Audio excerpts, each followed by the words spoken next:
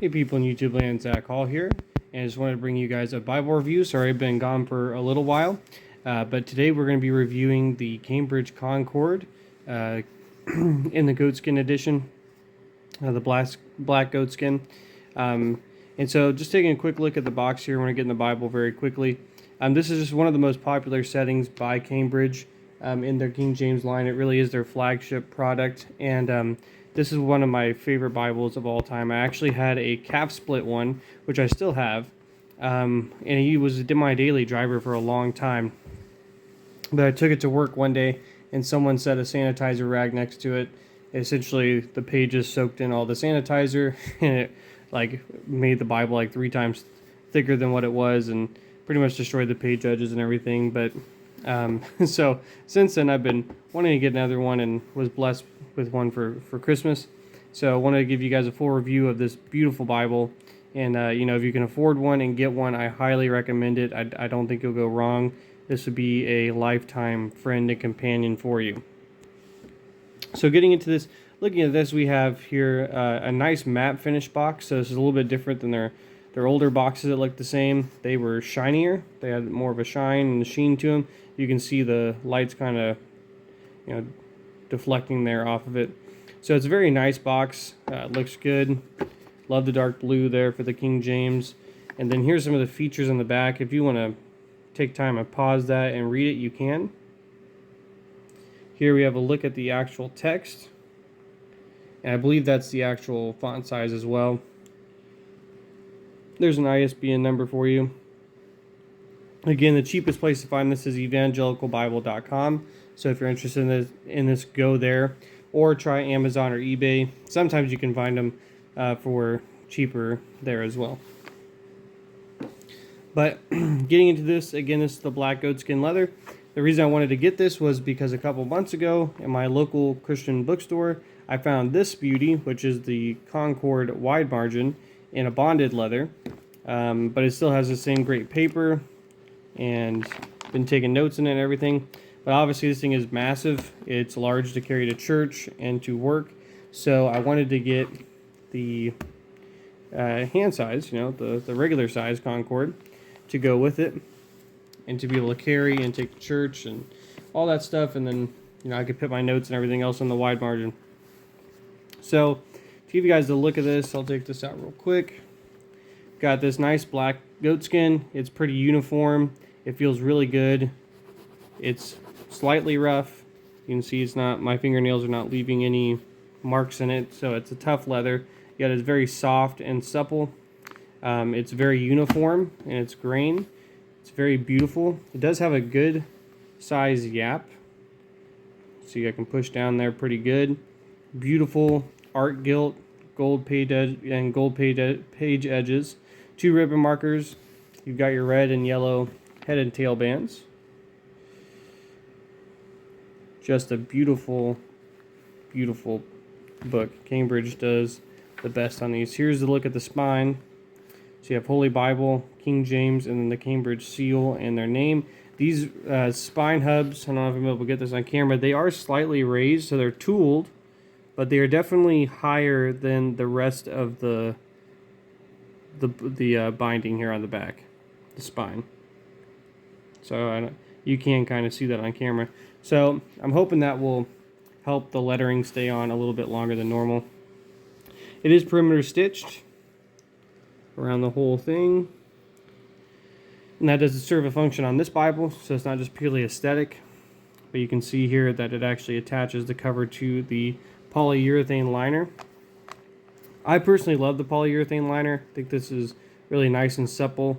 Helps the goatskin remain a little bit more firm, but also you can just see how, that's just moving wherever you want it to. So it's a really nice liner. It is edge lined into the block there, so you can even see the bump.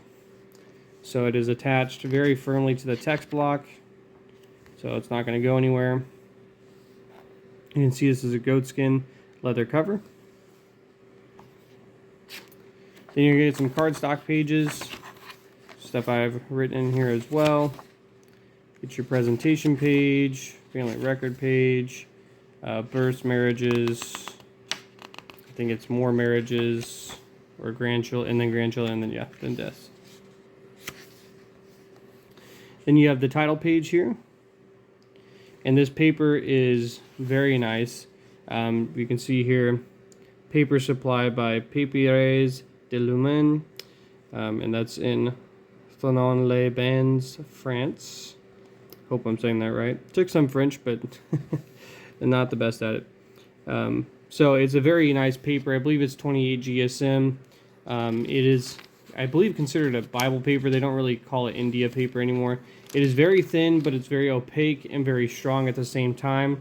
So what that does is this gives us a Bible a very unique lightness to it. So when you pick it up in your hand, I mean, it's roughly about a 9x6 Bible, or an 8.5x6. So it is a medium-sized Bible, but yet it is very, very light to hold in your hand. In comparison, I was actually holding my Westminster. And the Westminster is a nice sized Bible. If anybody has one, you kind of know it's roughly the same size as the Concord here. So slightly bigger, but about the same footprint. It's definitely thicker. But the Westminster almost feels twice as heavy as the Concord. This is a very light Bible. Now, this Bible is a fully loaded, featured Bible. So let me show you what I mean here. Okay, so we have notes for the pronunciation and reference system. You have the epistle dedicatory to King James. Then you have the translators to the reader. Then you have the names of the books in the Bible, the Old and New Testaments in their order. Then you have the Bible. Then past that, you have a short glossary of biblical usage. So words in the King James that have changed over meaning, or changed meaning over time, or that we don't use every day. Then you have a concordance to the Old and New Testament, and the Concord has one of the best concordances in any Bible. Then you have a concise Bible dictionary, which is probably one of the coolest features this Bible has. Then you get a map index and maps. So again, I'm going to try to keep this pretty fast. So we're going to go through the actual text pretty quick. If you guys have any questions, please leave those in the comments. So you can see here, epistle dedicatory, you can see that font, very dark, very clean, crisp, not too bold. It's definitely bold, but what I mean by that is the font's not chubby. So it's a thinner, bold font, which makes it, in my opinion, very, very readable. So this is the translators to the reader. Great document. I'm actually reading through it right now. You can see one of my bookmarkers are there, so I'm almost done with it. There's your index to the glossary of the books and the Bibles. Then you get into Genesis. If I remember correct, this is a 10-11 point font. It should tell us here, actually, back at the beginning. Okay, typeset in an 8-9 point font. Okay, so what it is, it's an 8 point font, but with a 9 point leading. So it reads more like a 9 point. And honestly, I mean, it is a very, very easy to read font. So to put this in comparison, put my Westminster up here against it. The Westminster is supposed to be a 9 and a 9.6 font. And I think you can see very clearly, even with that, the Westminster is very easy to read, without a doubt. But the Concord's font is actually bigger than the Westminster, ever so slightly. So, you know, if you're using the same measurements that TBS uses, this font here could easily be a 10 point font. But it's very bold, very dark. Everything's very easy to see. It is line matched for the most part, but this is also a setting that was not line matched back in the day. So you're going to have portions of the scripture where they don't line up exactly perfectly, as you can even see on this page. But that's where the opacity of the paper really comes in, because you don't notice the ghosting too much when you're actually reading the text. So you can see a little bit up here, but when you're reading, the reading experience is really, really good. Now, one of the things I love about the Concord is that it has the semi-bold cross references. So what this does is it puts the verse numbers in the center column, and you get all these reference keys taken out of the text. So it leaves this as a clean, undisturbed text. So this is a great devotional Bible. If you're someone that wants to read with with minimal distractions, you know, you have to actually look for the references in order to get distracted. So there's nothing in here. There's no numbers, no letters that are going to, you know, make you chase stuff down in the center column. But what they do here is, if the verse is on the left side of the page that they're referencing, you'll have a left justified verse. So like this 3 is left justified. If it's the right column, you'll have a right justified verse with the reference right next to it like that. So you can go back and forth. So 3's on this side, 16's on this side. You can kind of see how that goes all the way down there. You do get your Pilcrow markers for paragraph dividing or thought dividing. There are no summaries in the text, but you do have running page summaries at the top. And then, of course, you have your book and chapter number at the top, page numbers at the bottom center. The margins in this obviously are smaller. That's why it's meant to carry. So compared to the wide margin that has some of the best margins in a Bible, you can just see it's dwarfed. Now technically the wide margin is supposed to be a slightly smaller font than the regular size, but honest to goodness, I can't tell too much of a difference. I mean, you might be able to tell a little bit, but I think the fact that the paper in the wide margin is a lot thicker, it's a 38 GSM paper, at least in this edition. Now it may be a 45 that Cambridge is using.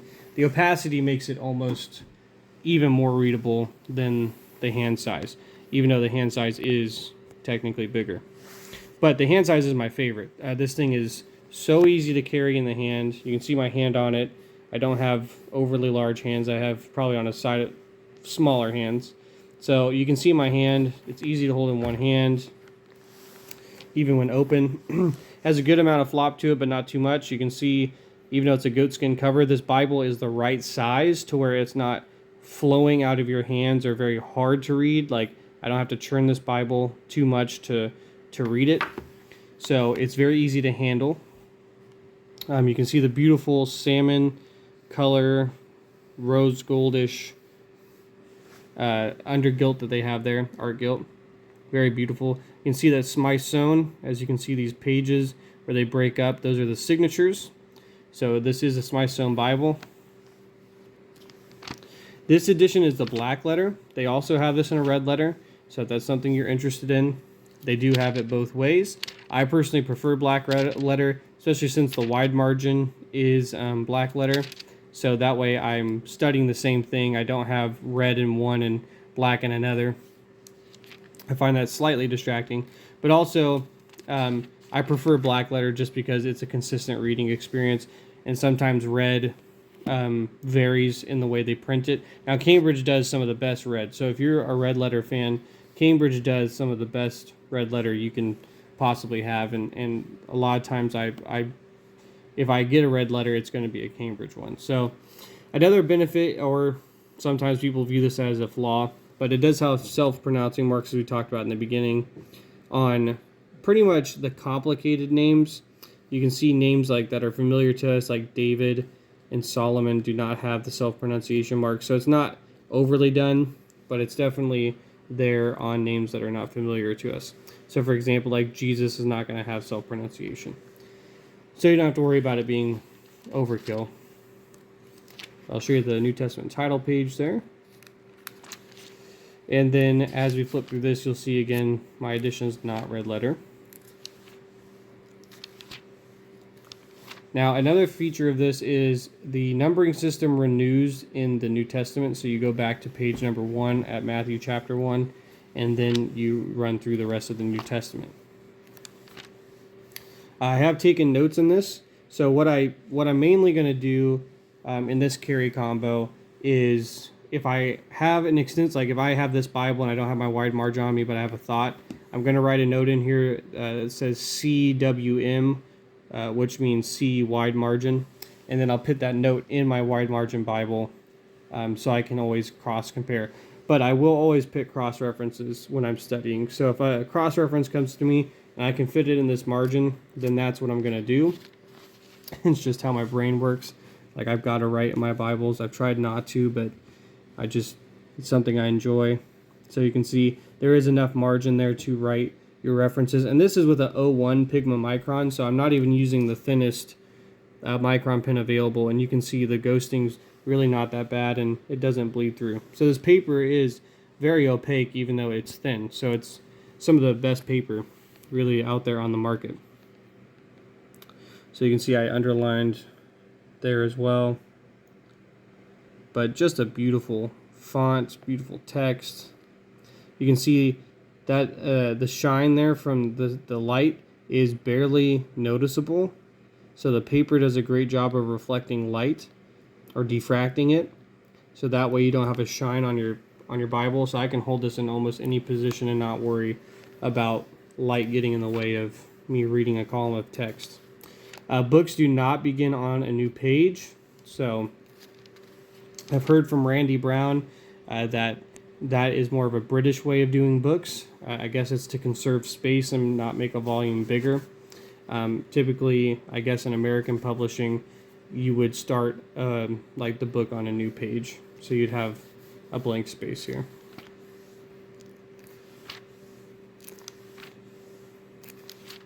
So you can see this thing is laying flat. I've had this for almost 2 weeks now, and this thing is broken in well. I did a breakthrough on it.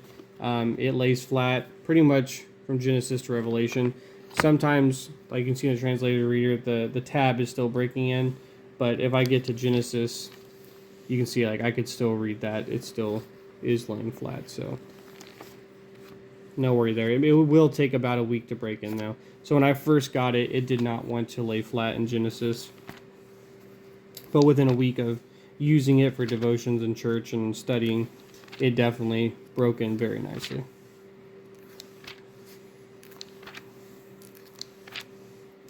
Okay, then we get back here to the concordance, and before that actually is the glossary of biblical usage. So here you have, again, just words that maybe have changed in meaning or that are not as familiar to us.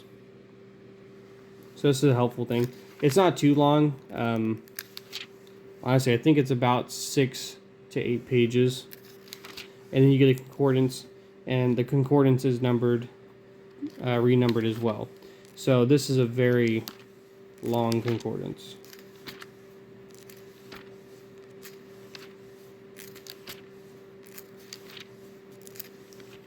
So that's about 138 page concordance, or 128, I guess, or 35, because it started on page 3.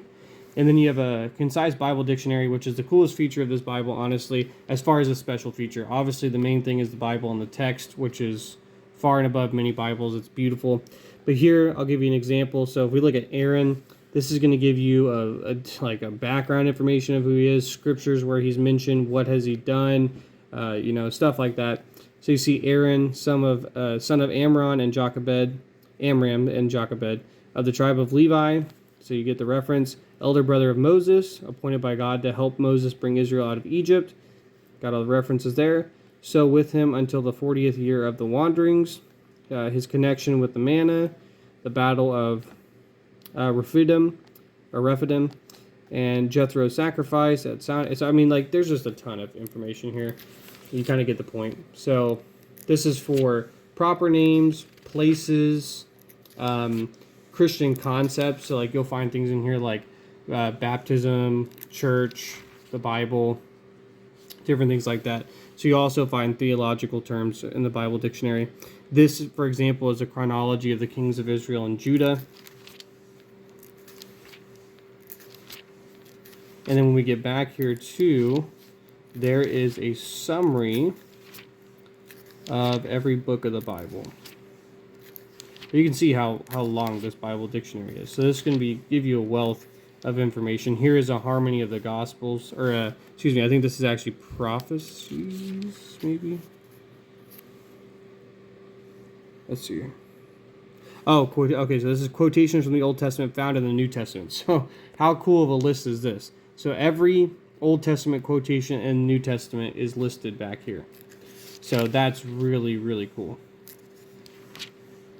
And there's charts like that throughout. I'm trying to find the books of the Bible one, though, for you guys real quick, because that's a really cool one. I actually read through that, and it was really helpful. Okay, so here you go. Here's books of the Bible. So you have like Acts of the Apostles, gives a very detailed rundown there. Amos. So this is in alphabetical order. But this is going to give here's your harmony of the Gospels here. When you get to those, and then it continues on. So you have the epistles, everything. And then Zephaniah is the last one there. based off of alphabetizing it. Then you have Cambridge Bible maps, so you're going to have a nice map index, and then you're going to have a lot of maps in the back. These are printed on a semi-cardstock paper, so they're not super thick. They're thinner, but they're definitely thicker than Bible paper, which I like. This is about the best type of paper for maps there really are. It's not too thick where it can tear away from the Bible, but it's not too thin where, you know, you'll have the same problem. But the heavy cardstock pages can really put a stress on the stitching in the back here, and it starts pulling out the whole map section.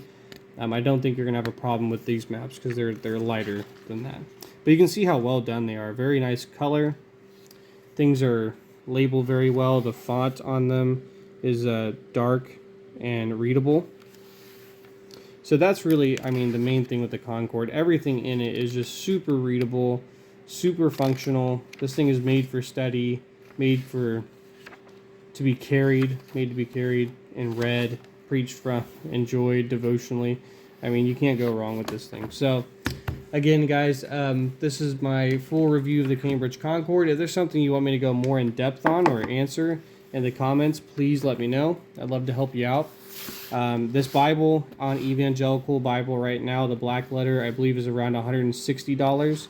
And I would probably snag them before they got a stock, because I have a feeling that once they do, the pricing on the new ones are going to go up. I've seen that with the red letter already. I think the red letter goatskin, like the basic goatskin like this, has gone up to like 180 or 90.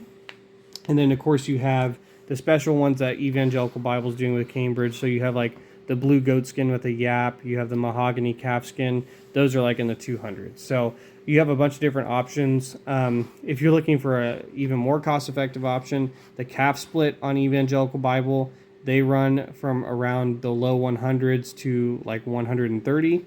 So that would be a good option as well. I have a calf split one. They wear in very nice.